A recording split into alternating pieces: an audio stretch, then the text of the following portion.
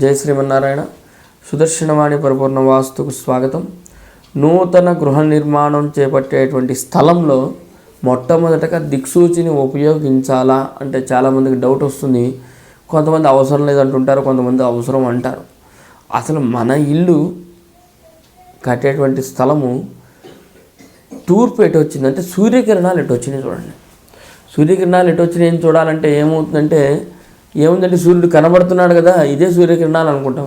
కానీ సూర్యుడు 6 నెలలు కొంచెం దక్షిణానికి తిరిగినట్టు ఉంటుంది, 6 నెలలు ఇట్లా ఉత్తరానికి తిరిగి, అది నేను చెప్పడం కాదు, సైన్స్ కూడా చెబుతూనే ఉంటుంది. 6 నెలలు దక్షిణానికి ఉన్నట్టు ఉంటుంది, 6 నెలలు ఉత్తరానికి ఉన్నట్టు ఉంటుంది.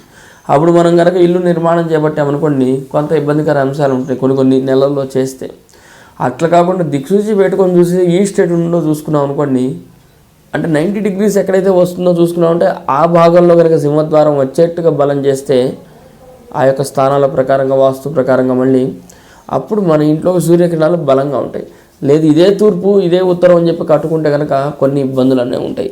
దిక్కు లేని వాడికి దేవుడే దిక్కు అంటారు, కానీ ఒక్కొక్కసారి దేవుడు కూడా హెల్ప్ చేయలేడు. అంత ప్రాబ్లంలోకి మనం వెళ్ళిపోతూ ఉంటాం. అంటే దేవుడు ఎక్కడ ఉన్నాడో అని తెలీదు. దేవుడు ఎక్కడ ఉన్నాడంటే ఎక్కడని చెప్తాము, అంతా ఉన్నట్టే. ప్రతి మనిషిలో ఉన్నాడు. నువ్వు అవతల వాడికి సహాయం చేస్తే నువ్వు దేవుడివి, వాడు నీకు సహాయం చేస్తే నీకు దేవుడితో సమానం అనుకుంటావు. అట్లాగనే మనం ఎంచుకున్న స్థలంలో మనం బలంగా ఇల్లు కట్టుకున్నామంటే అది దేవాలయంతో సమానం అంటారు.